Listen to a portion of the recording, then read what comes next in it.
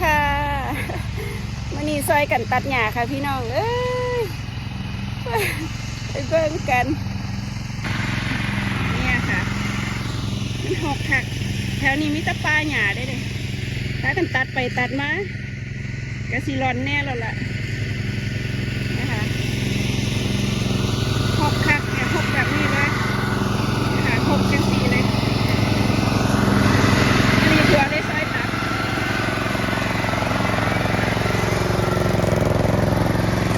เอาเกี้ยงมืออันนี่ตัดเนาะกระเสื้อสีเหลวแต่ละมือก็พาสีย่างหาย่างหาก้อนหินว่าก้อนหินอยู่ใส่สินะหกจังสี่เลยค่ะพี่น้องเลย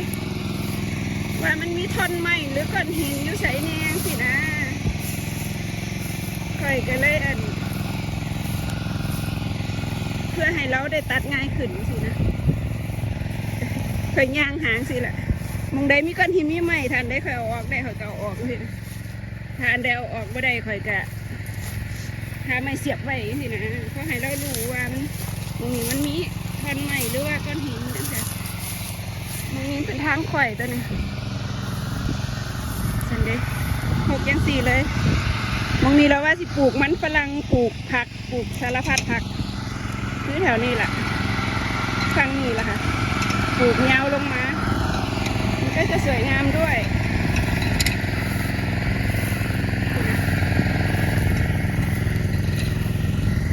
ย่างหาว่ามองใดมีก้อนหินมีอีหยังสินะท่อนไม้ห้างเทียหยามันปกคลุมเราก็สิบ่เห็นมองนี้เคยตัดเองไหมตัดเองก็ได้เท่าละน้อยละน้อยไหมจังสิแหละเราเลยลองเอาเคียงอันนี้มาตัดว่ามันมีเศษจังสิเนี่ยเศษเล็กเศษอีหยังสิอันนี้ต้องขนออกเนี่ยค่ะมันเป็นเศษจังสินี่รถมันไปบ่ได้เขาต้องมางัดขึ้นขึ้นเลยค่ะเรียนแล้วเห็นว่าฟังนี่สิปลูกผักเป่าแข่งกับเทียงรถก็คือฟังนี่สิปลูกผักอันใดที่เขาสิปลูกได้เนาะปลูกเงาลงมาจังสี่เลยค่ะให้มันสวยงามพร้อมฟังเนี่ยที่มันกว้างเยอะนี่ตัดหญ้าออกกัน